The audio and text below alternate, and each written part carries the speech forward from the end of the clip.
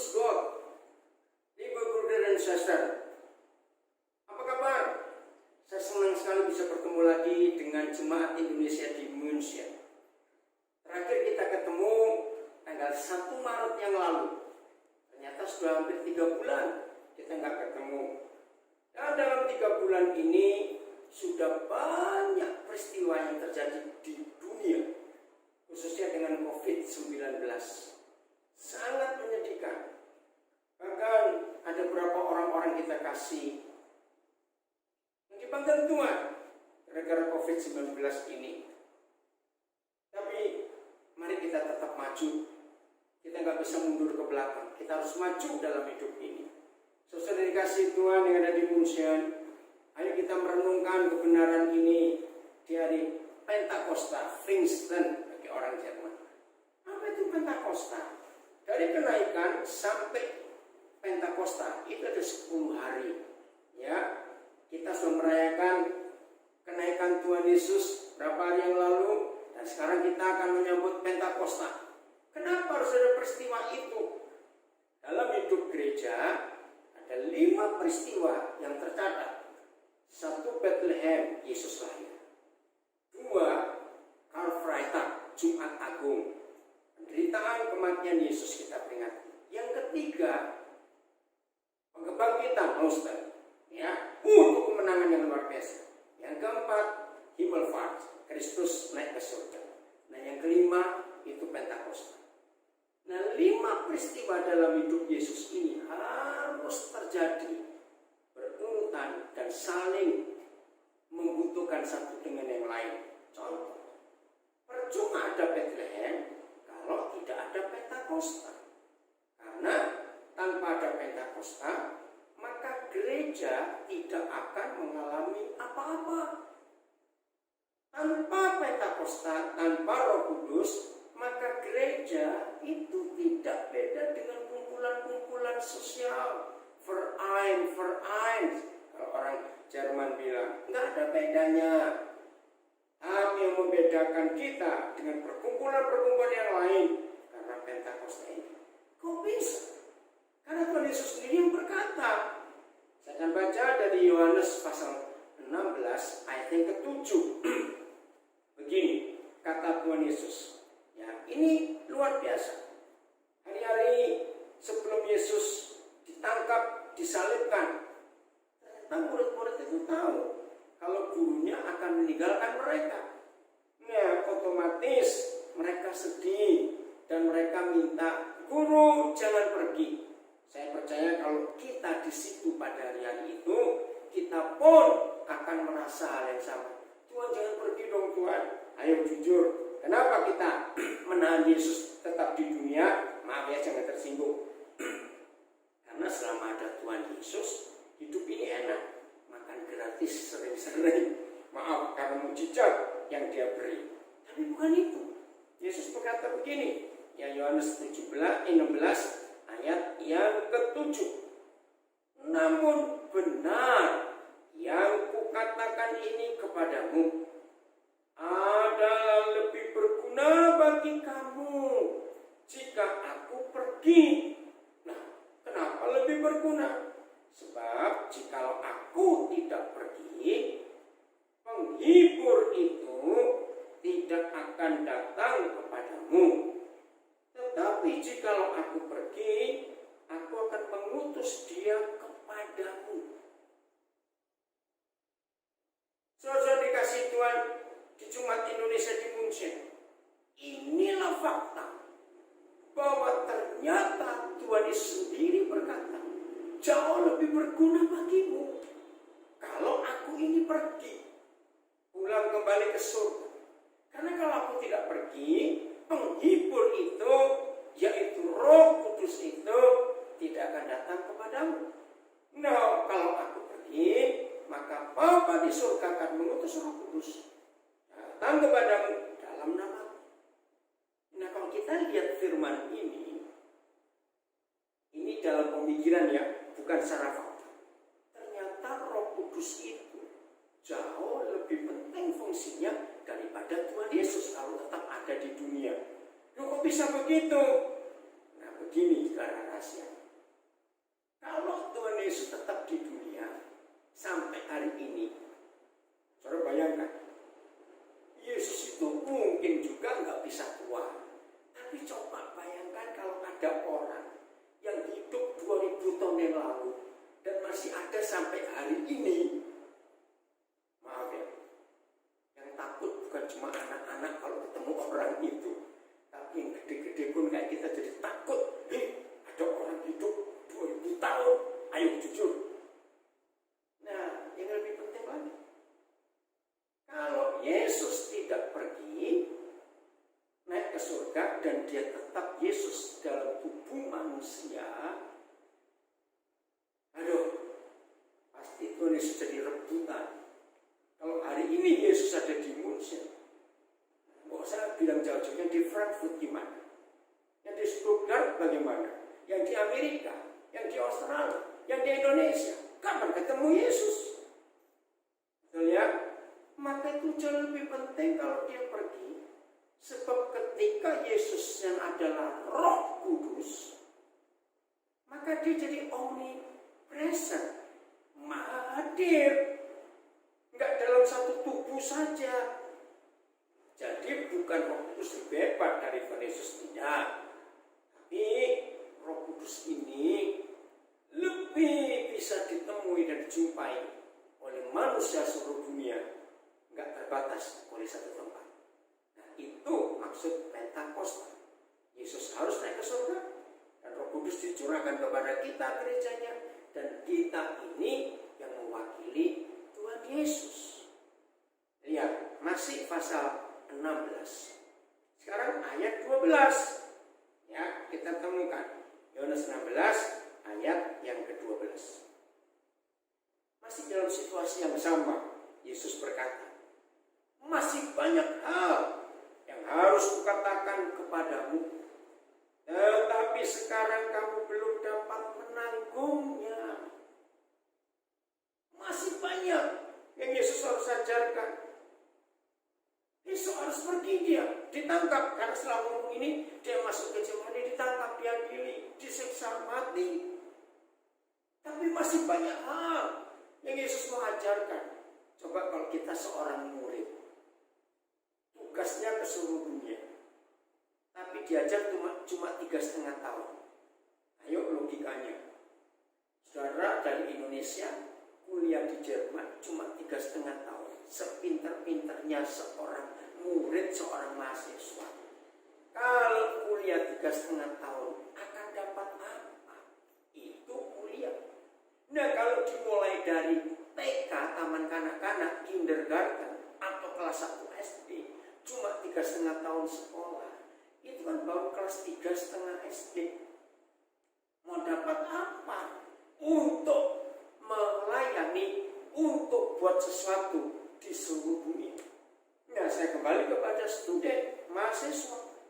Kuliah 3,5 tahun, sepintar-pintarnya, sejenius-jeniusnya seorang mahasiswa yang kuliah di Jerman 3,5 tahun, pasti belum layak dapat sarjana atau diplom, belum. 3,5 tahun kok. Rata-rata untuk dapat S1 kan 4 tahun, 8 semester. Nah, ini 3,5 tahun. Maka itu betul, malam itu Tuhan Yesus berkata, masih banyak hal yang harus aku katakan kepadamu, tapi kamu tidak sanggup menanggungnya, menerima. Pelajaran yang masih banyak. Misalnya, hari itu Yesus pasti sanggup mengajar mereka semua sampai besok paginya. Percaya gak Yesus sanggup? Tapi masalahnya kita yang teler pasti gak akan sanggup belajar sampai pagi. Nah, terus bagaimana? Kalau dia harus pergi, nggak ada waktu lagi mengajar murid-muridnya. Lihat ayat 13. Yohanes pasal 16 ayat 13. Siapa yang disebut oleh Tuhan Yesus? Tetapi. Nah, tahu kata tetapi? Artinya, ini jawabannya dari masalah waktu. Yang aku nggak punya waktu panjang lagi. Dan kamu nggak akan sanggup menerima semuanya. Tetapi, apabila ia datang, yaitu Roh kebenaran. Ini yang kita peringati Pfingsten, Pentakosta. Roh kebenaran Ia akan memimpin kamu, memimpin kita gerejanya, murid-murid Yesus, ke dalam seluruh kebenaran. Sebab ia tidak akan berkata-kata dari dirinya sendiri, tetapi segala sesuatu yang didengarnya itulah yang akan dikatakannya. Dan ia akan memberitakan kepadamu hal-hal yang akan datang. Oke. Saudara perhatikan firman roh kebenaran yang akan memimpin kita ke dalam seluruh kebenaran. Seluruh. Berarti kalau ada kata seluruh kebenaran, berarti ada sebagian kebenaran. Ayo kita perhatikan. Nah, untuk mengerti ini, kita akan belajar. Petrus dengan Paulus. Renungkannya. Siapa yang lebih lama kumpul Tuhan Yesus? Jawabannya Petrus. Paulus akan sama sekali gak pernah ketemu Tuhan Yesus secara fisik. Karena dia benci kok waktu masih nama Saulus. Akan dia menangkap murid-murid Yesus, memenjarakan mereka, menyiksa mereka. Bahkan ingat Stefanus, martir yang pertama itu di depan mata Saulus. Karena atas perintah Saulus, orang banyak melempar Stefanus dengan batu sampai mati. Dan dia bangga dan dia puas. Saudara bayangkan. Bagaimana Saulus yang jadi Paulus nggak pernah ketemu Tuhan Yesus, itu bisa menulis firman. Dan Matius sampai Wahyu itu 27 buku. 14 itu tulisan Paulus. Roma sampai Ibrani itu 14. Berarti Paulus menulis 51% isi perjanjian baru.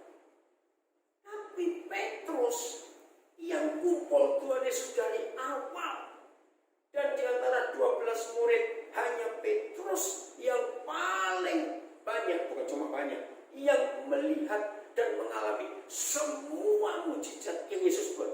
Gak ada yang lain. Berjalan di atas air, yang lain enggak.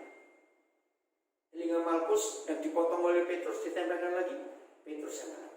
Mertua disembuhkan, cuma Petrus, yang lain tidak. Saudara bayangkan, dari awal jadi murid Yesus sampai menikmati melihat semua mujizat, sampai dia melihat Yesus disalibkan, Yesus dikubur, dia melihat, sampai Yesus bangkit akhirnya dia ketemu. Maaf ya, dia cuma nulis 2 kitab, 1 Petrus dan 2 Petrus. Paulus 14. Nah, saya pernah bongkar. Tapi saya bisa salah, nggak teliti, ini cuma kesimpulan umum saja.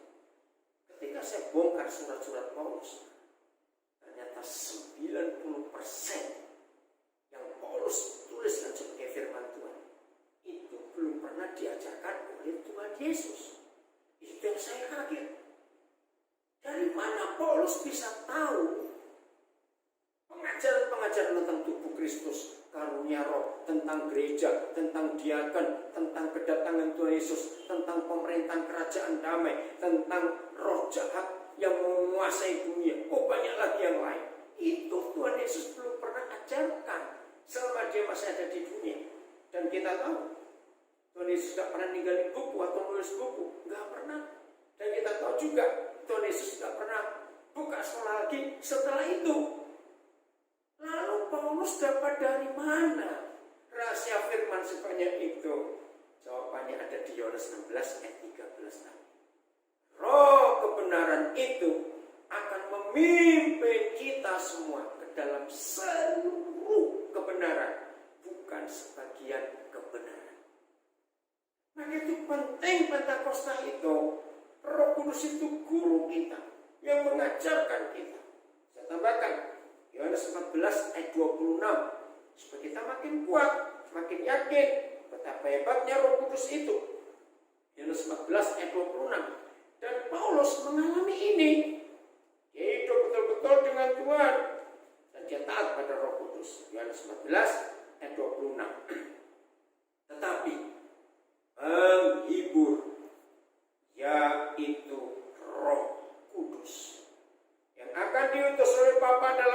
aku, dialah yang akan mengajarkan. Ini gak main-main. Segala sesuatu. Jadi Roh Kudus itu akan mengajarkan kepada kita gerejanya. Bukan cuma hal-hal rohani, saudara. Tapi segala sesuatu. Alles, bahasa Jerman. Segala sesuatu. Tidak ada yang bisa disebut di dunia yang tidak termasuk di dalam segala sesuatu. Betul tidak? Jadi Roh Kudus itu luar biasa dalam mengajar segala sesuatu. Coba yang di Jerman, cari profesor-profesor yang terkenal, yang jenius. Ya, ini hanya untuk membandingkan saja. Sehebat-hebatnya seorang profesor, seorang dosen, itu maksimal, maaf kalau saya salah, mampu menguasai 5 mata kuliah, 5 bidang. Mungkin ada yang 6, saya belum tahu. Maksimal. Itu pun gak semuanya.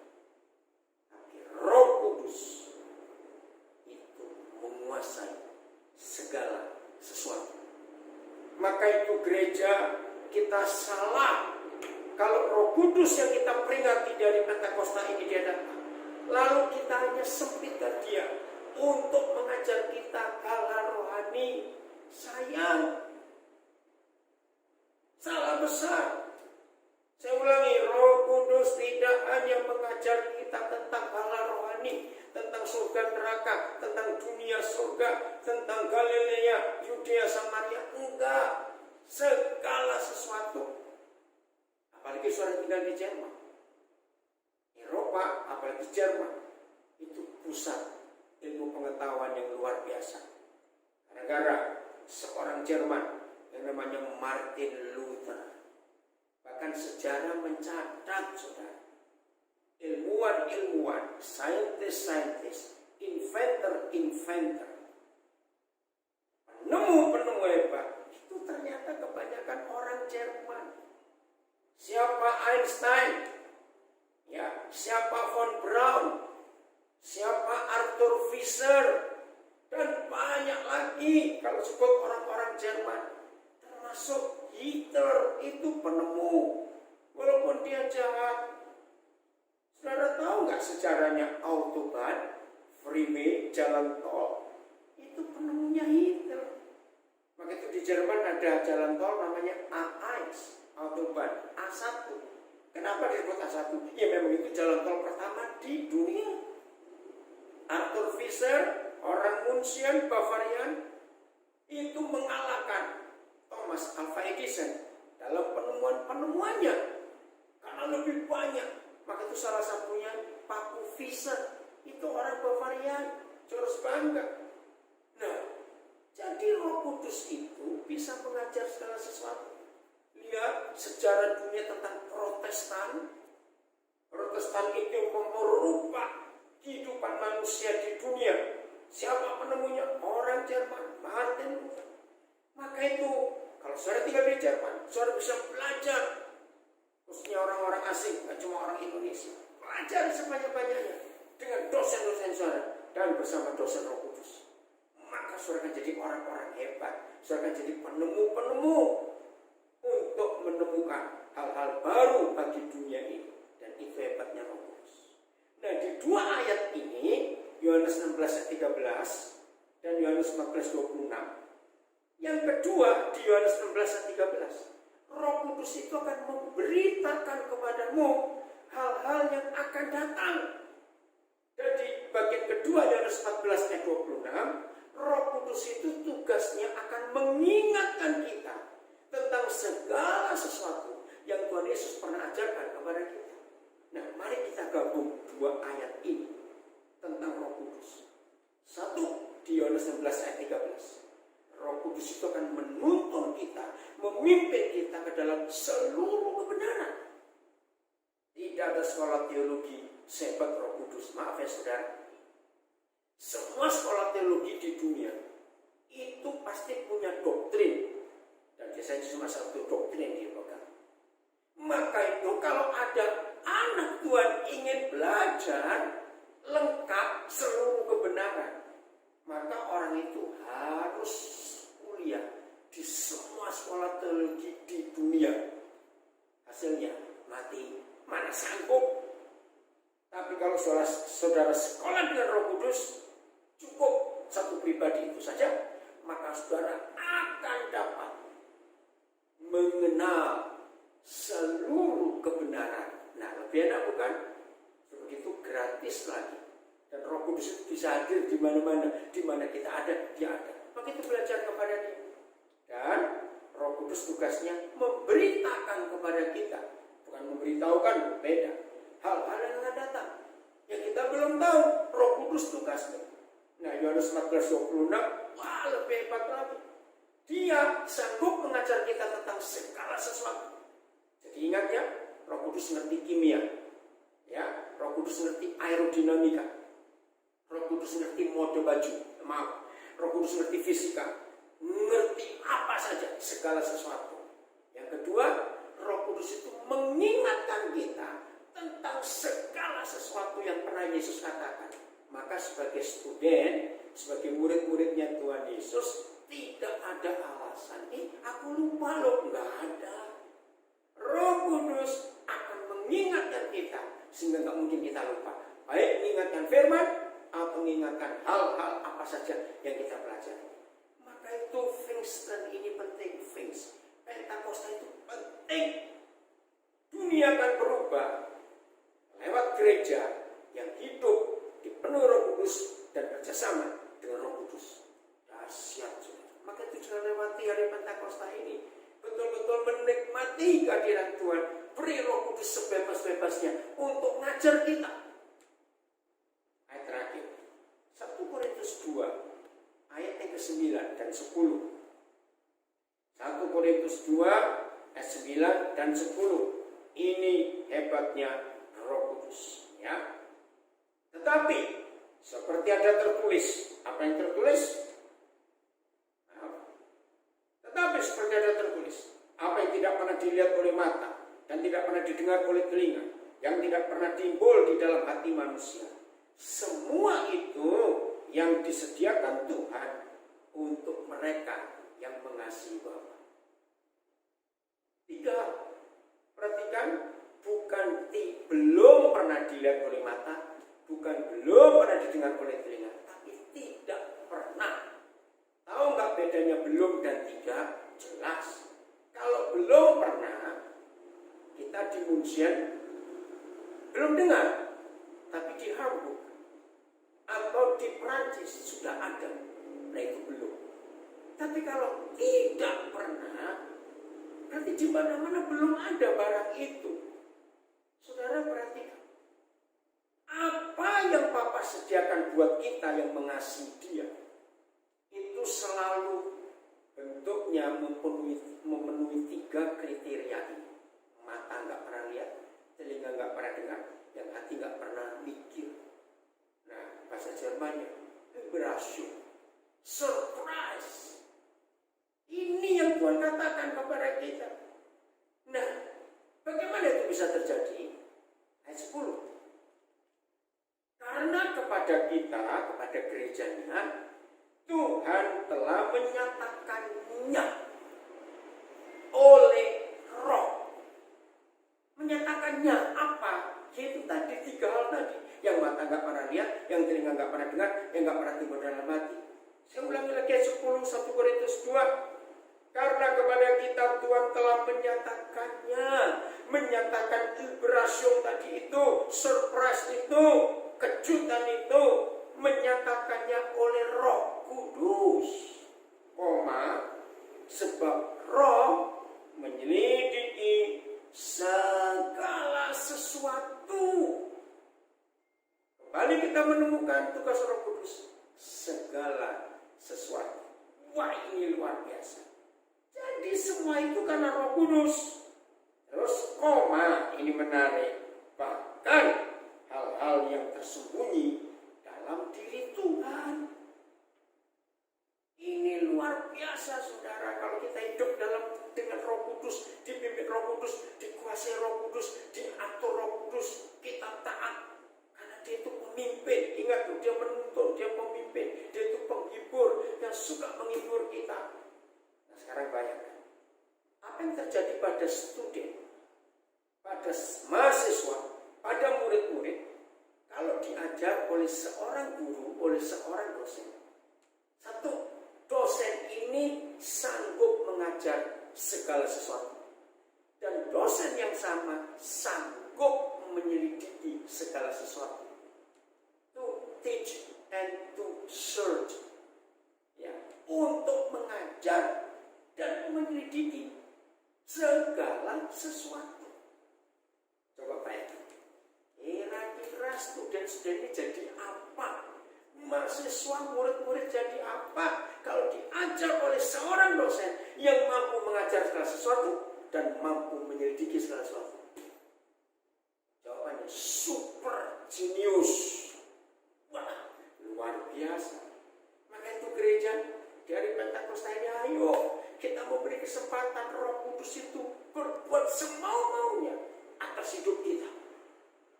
Terus nggak selesai. Bahkan Roh Kudus itu mampu mengajak kita untuk menyelidiki segala sesuatu yang di dalam diri Bapa kita di surga. Wow, luar biasa. Saudara tahu nggak bahwa Bapa di surga itu sumber dari semua ilmu pengetahuan? Memang dia. Maka itu gereja Tuhan harusnya hebat. Bersyukur kepada Tuhan, Jerman tercatat dalam sejarah karena pengaruh Alkitab lewat Protestan, lewat pembaruan reformasi yang dibuat oleh orang Jerman, dunia mengalami perubahan yang luar biasa. Harusnya sekarang orang-orang Jerman harus jauh lebih hebat daripada masa lalu karena teknologi sudah luar biasa. Ingat, sekarang sudah ditinggal informasi teknologi IT. Sekarang sudah jadi DT, data teknologi, nggak informasi lagi, lebih hebat. Ini perkembangan dunia yang luar biasa. Maka itu gereja Tuhan, jangan cuma memperingati hari Pentakosta, tapi alami kuasa Roh Kudus itu. Oke, Jemaat Indonesia di Munchen, sampai ketemu. Entah kapan saya bisa ketemu saudara langsung. Ini kami ada di Nabire, sudah 2 bulan ini menikmati hadirat Tuhan. Dan puji Tuhan, lewat semua ini kami tetap bisa jadi berkat. Hadir di banyak gereja. Tuhan memberkati semuanya. Grüß Gott, auf Wiedersehen. Gott segne dich.